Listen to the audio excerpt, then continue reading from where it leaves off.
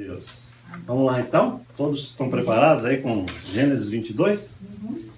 Diz assim a palavra do Senhor: passado algum tempo, Deus pôs Abraão à prova, dizendo-lhe: Abraão, ele respondeu: eis-me aqui. Então disse Deus: toma o seu filho, seu único filho Isaque, a quem você ama, e vá para a região de Moriá. Sacrifique-o ali como holocausto num dos montes que eu lhe indicarei.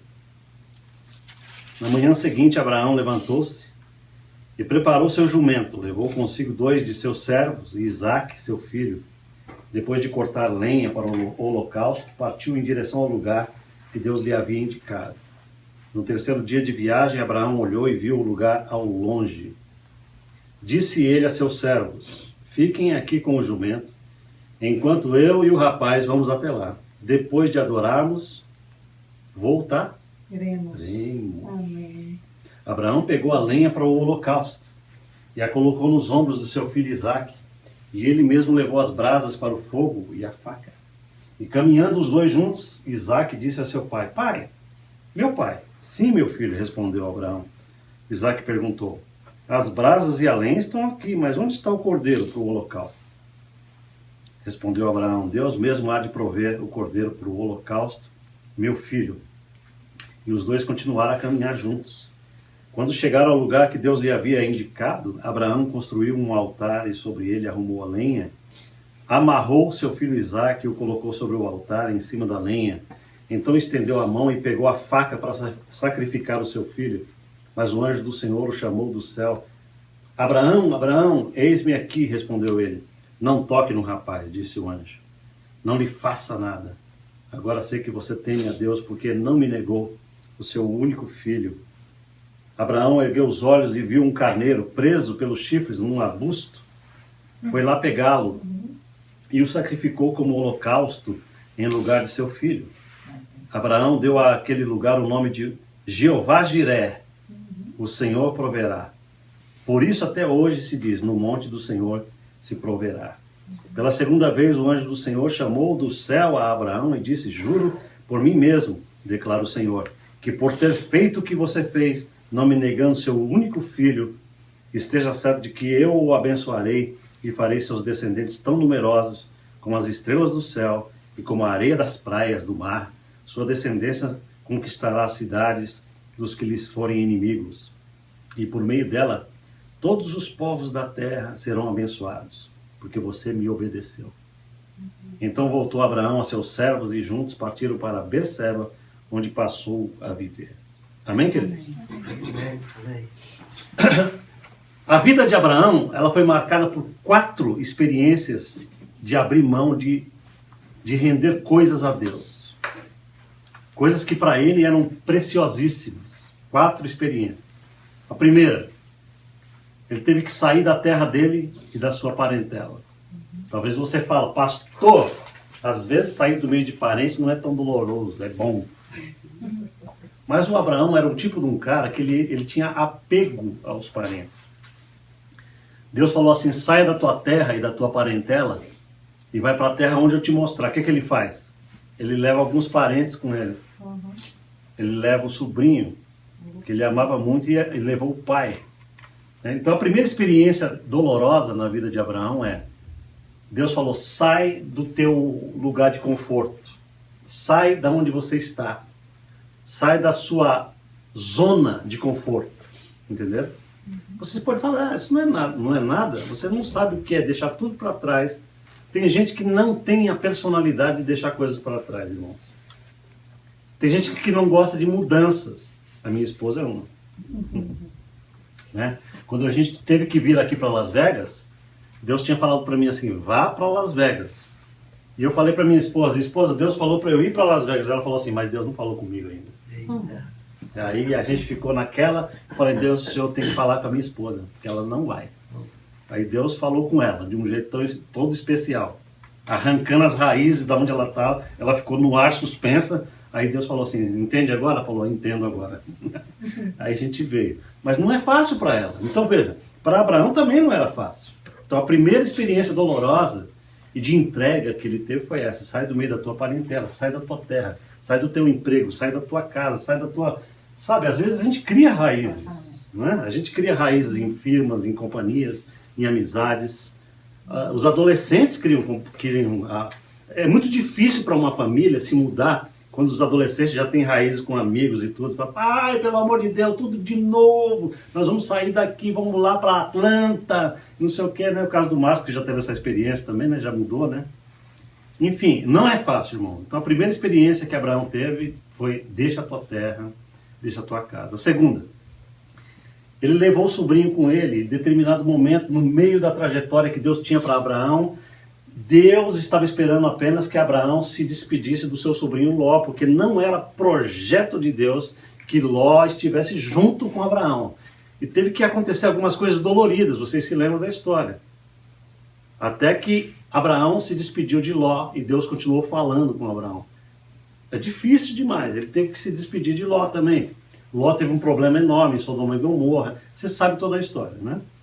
Então a segunda experiência dolorosa, qual foi? Ele se despediu do sobrinho dele.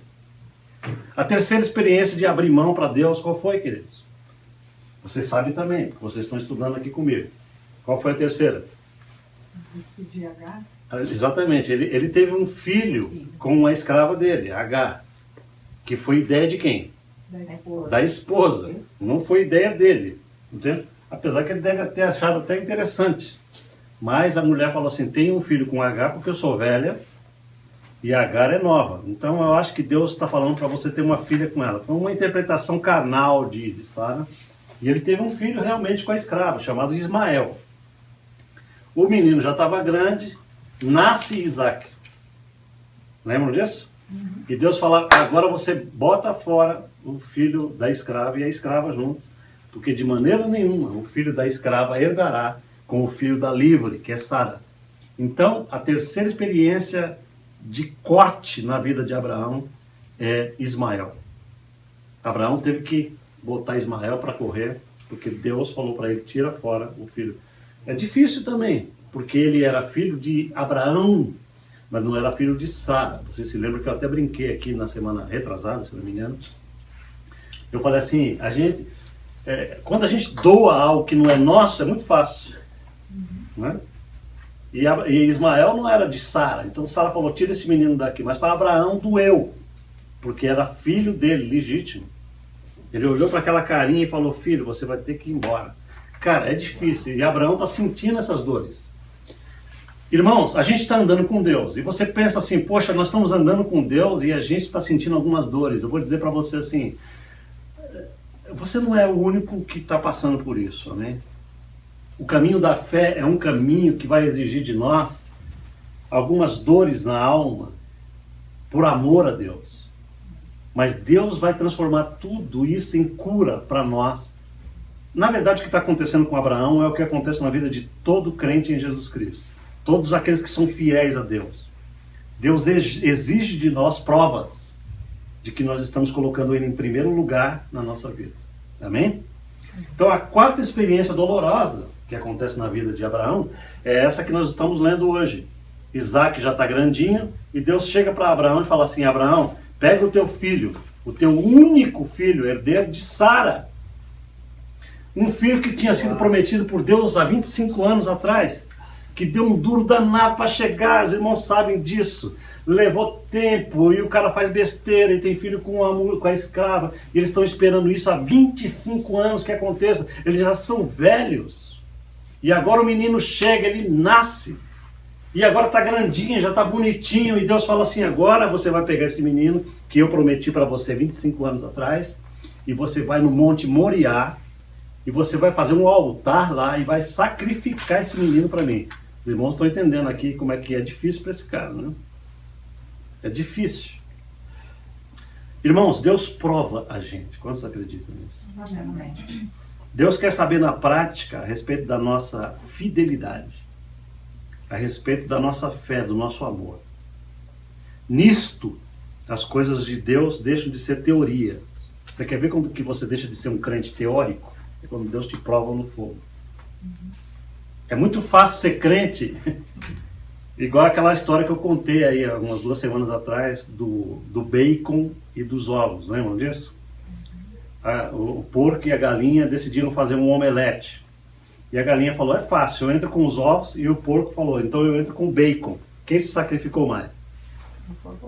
O porco, porque ele, para dar o bacon, ele teve que se sacrificar, ele teve que morrer. E a galinha, não, eu te dou alguns ovos aí, entendeu? Irmãos, a vida com Deus, a gente tem que virar bacon. A gente tem que se sacrificar, porque é só aí que a teoria deixa de ser teoria e a gente entra numa dimensão de absoluta fé do Espírito. Nenhum crente em Jesus Cristo é um crente teórico. Deus não quer teoria com ele. Deus quer gente que viva o poder dele, que conheça o Espírito Santo de verdade, que conheça a dimensão sobrenatural de verdade. Amém, queridos?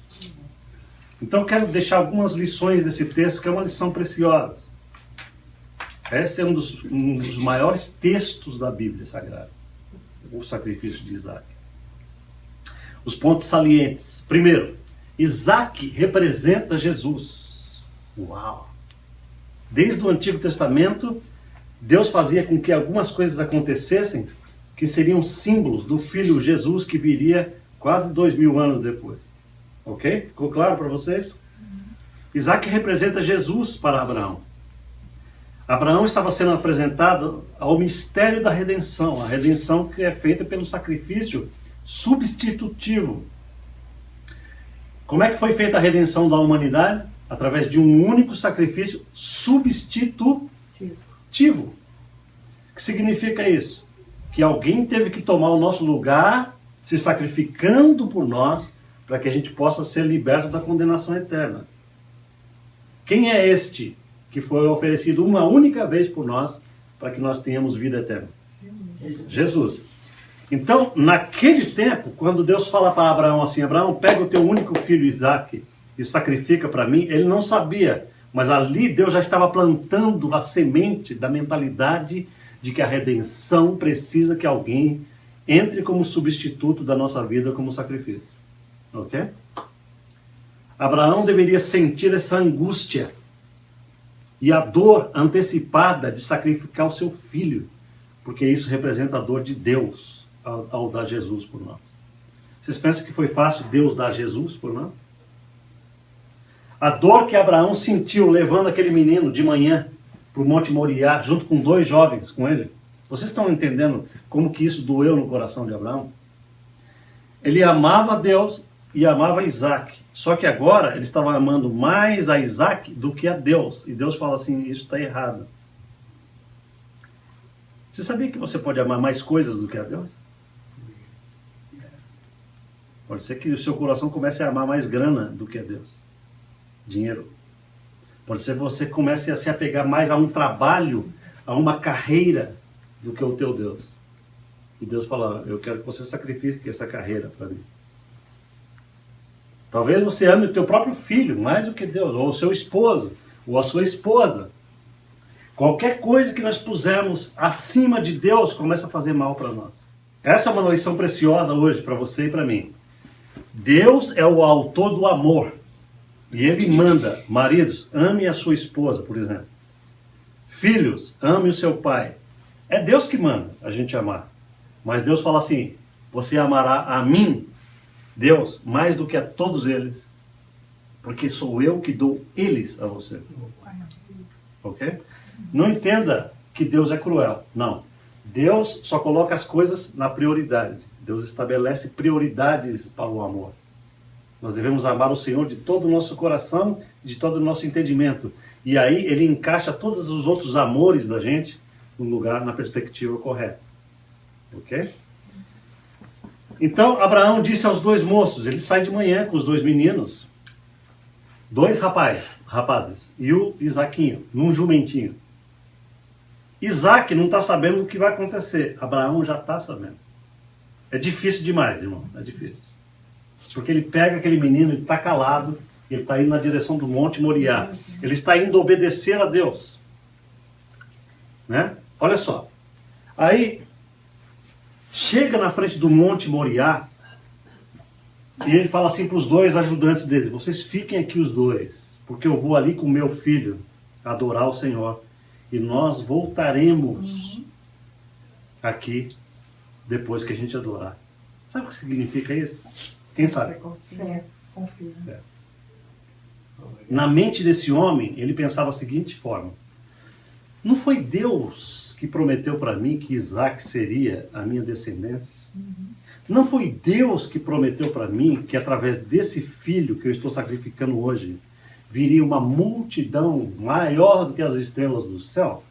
Então, ele não está entendendo o que está acontecendo, mas uma coisa ele sabe, que Deus é poderoso até para fazer com que esse menino nasça de novo da morte, porque Deus, a palavra de Deus vai prevalecer sobre toda o enigma que está na nossa mentalidade. Há momentos na nossa vida, irmãos amados, que a gente não consegue entender nada do que Deus está fazendo, mas nós podemos confiar no seu caráter de amor por nós.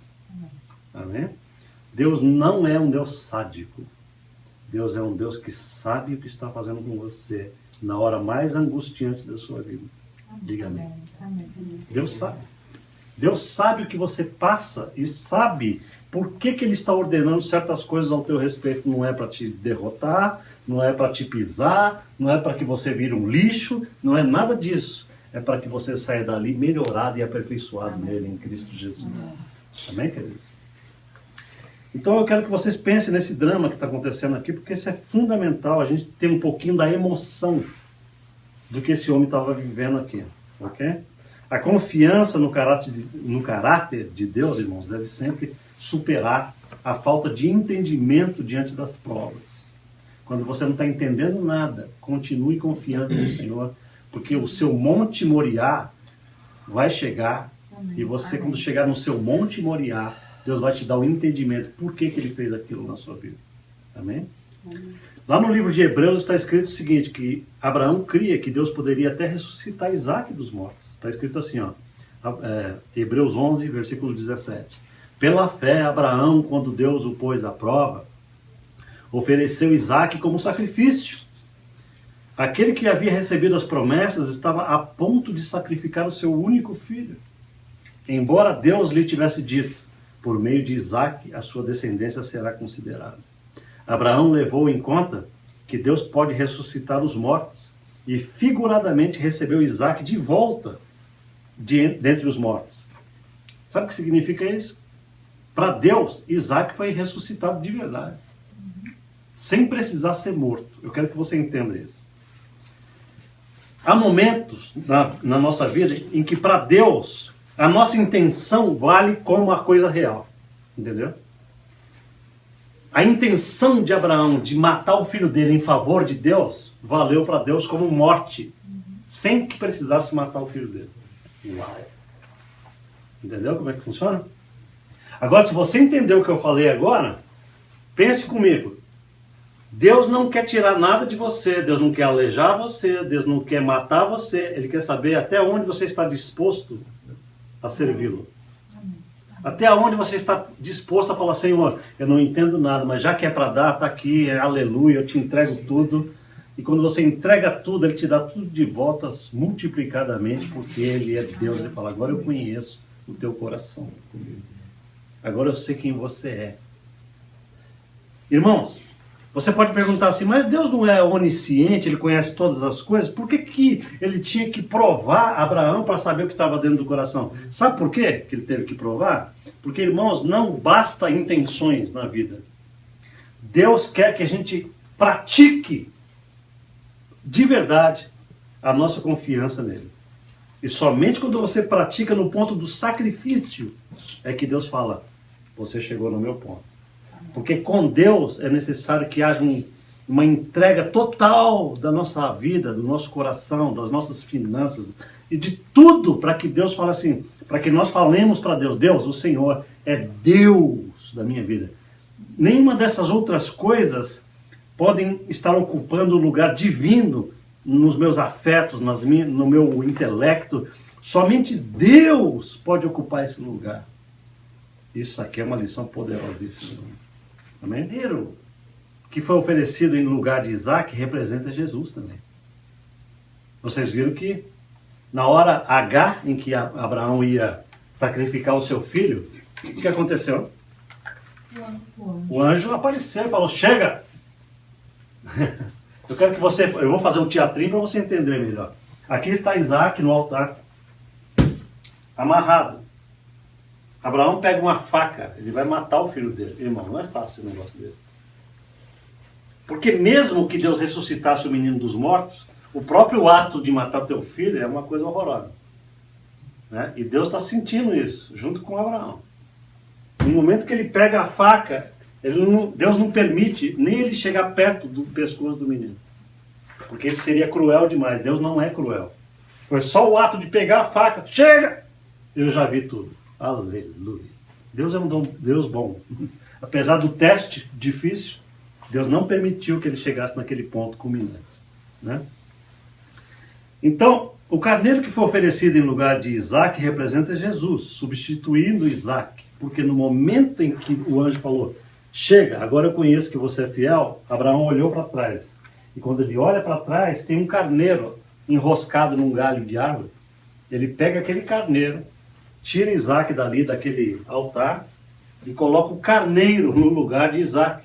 Ok? O que aconteceu ali? Existe uma substituição. Deus estava falando, seu filho não precisa ser morto. Um cordeiro vai ser dado no lugar do seu filho. Quem é esse cordeiro que entrou no nosso lugar eternamente? Jesus. Os irmãos estão entendendo a simbologia bíblica. Ok? Vamos lá. O monte que Isaac foi sacrificado chamava-se Monte Moriá. É o mesmo monte chamado Calvário. Quem foi sacrificado no Monte Calvário? Jesus. Estão vendo a tipologia bíblica? Isaac era para ser sacrificado no Monte Moriá, que é o mesmo Monte Calvário. 2000 anos depois, o único Cordeiro de Deus foi sacrificado lá por nós. O Isaac divino foi dado por toda a humanidade. Ok? Legal, vocês estão aprendendo a tipologia bíblica. Agora nós, os meninos ficam esperando Abraão. Abraão vai para o Monte Moriá. Né? Ao terceiro dia, eles chegaram ao monte. Ao terceiro dia. A Bíblia tem uma tipologia para números e nomes. Eu já falei isso para vocês aqui. Números na Bíblia são muito poderosos. E nomes também. Ok? Terceiro dia, desde o Antigo Testamento existe uma tipologia enorme para 3 dias. Ao terceiro dia chegaram ao monte. Ao terceiro dia Jesus foi ressuscitado. Certo? Ele levou 3 dias para chegar ao monte. Simbolizando que em 3 dias Jesus seria trazido de volta aos mortos, dos mortos. Isaac levou a própria lenha do seu holocausto. Imagina isso. Abraão está caminhando com Isaac e o menininho está levando a lenha. Lembram disso? Quem foi que levou o próprio madeiro do sacrifício? Jesus. Estão entendendo isso? Jesus levou a cruz de madeira onde ele foi sacrificado. Ok? Isaac foi amarrado no altar. O mesmo aconteceu com Jesus. Os soldados de Pilatos chegaram, amarraram Jesus e levaram ele para a cruz. 3 dias é um número bem significativo na Bíblia. Moisés pediu a Faraó que libertasse Israel para que eles andassem um caminho de 3 dias para sacrificarem a Deus no deserto. É tudo simbologia bíblica, mas aconteceu de fato, ok? Isso está escrito em Êxodo, capítulo 5, versículo 3. A pergunta de Isaac para o pai dele não pode ser interpretada de uma maneira qualquer, porque foi uma pergunta dificílima para um pai ouvir. Qual foi a pergunta de Isaac para o pai dele? Exatamente. Isaac estava levando a madeira, aquele feixe de madeira. Os irmãos já viram aquele feixe de madeira que vem no Albertson para fazer fogueirinha? É mais ou menos aquilo. Isaac está levando. Aí o menino sabe que toda vez que oferece um holocausto tem que ter um carneiro. Ele sabe pela cultura hebraica. Aí o pai está levando um feixe de madeira, está levando fogo, está levando um machado, está levando tudo. Mas aí o menino fala, pai, vem cá, tem algo errado aqui. Aqui eu estou vendo a lenha, estou levando a lenha, o senhor vai levando fósforo, está tudo certinho. Cadê o cordeiro? Cara, essa pergunta é difícil demais. Os irmãos estão entendendo como que Deus está quebrando o coração de Abraão? A pergunta dele é algo extremamente cortante no coração do pai. E a resposta que ele dá para o filho é de uma submissão profunda a Deus. Amém, querido? Amém. Essa lição de Abraão para nós é profundíssima. Não acredite na história de que Deus quer que você tenha uma vida miserável. Deus tem amor por você, Deus quer que você tenha uma vida poderosa, uma vida abençoada. Mas o caminho dessa bênção exige renúncia. Exige você colocar Deus acima de tudo. Eu tenho visto muita gente de Deus negar para Deus os seus Isaques no caminho. Eu tenho visto muita gente de Deus não avançar com Deus, porque também não consegue colocar os seus Isaques no altar e falar: Deus, aqui está o meu Isaque para o Senhor. Faça o que o Senhor quiser com a minha vida. Amém? Você quer ver um dos Isaques maiores da humanidade hoje? Prazer. Por conta de prazer, milhões de pessoas estão deixando de olhar para Deus como o alvo da vida e se apegando a tudo que é coisa que dê aquele prazer momentâneo e imediato. Isso é um Isaque. É um ídolo. Nós vivemos uma geração chamada hedonista. Hedonista significa amante do prazer, que só pensa na diversão, que só pensa no imediato, no imediatismo, no prazer mais tangível que puder ter. E Deus está falando assim: quem quiser andar comigo vai ter que abrir mão de todas essas coisas. Amém? Porque existem valores que são maiores do que divertimento, do que prazeres imediatos. Eu não estou falando que nós devemos ser ermitões na caverna da vida sem prazer algum. Não é isso que eu estou falando aqui. Estou falando o seguinte: nunca permita que a mentalidade desse mundo que só vê o bem-estar e o conforto imediato entre no teu coração. Sabe por quê? Porque Deus vai provar a gente se a gente está vivendo essa mentalidade. Deus não quer isso para a nossa vida. Deus pode chegar para mim hoje e falar assim: Israel Silva, eu quero que você se mude. Não sei. Mas eu estou disposto a falar assim: para onde, Deus? E aí eu tenho que convencer minha esposa de novo. Mas eu quero que você entenda que é Deus que comanda você. Quantos podem dizer amém? Amém. Existe um Deus com D maiúsculo. Se você não descobriu ainda, você vai descobrir. E Deus dirige os teus passos. Deus dirige os teus passos. Eu não apontei para vocês à toa. Deus está falando com vocês dois. Amém? Deus dirige os teus passos, Diego. Amém? Amém. Deus dirige. Deus está encaminhando vocês para algo maior e melhor. Eu quero orar por vocês, queridos. Amém. Porque essa lição não pode ser assim desprezada, não. Pode ser que amanhã Deus fale para mim assim: esse é o teu Isaque. Dá para mim. Pô, Senhor, né? Amém.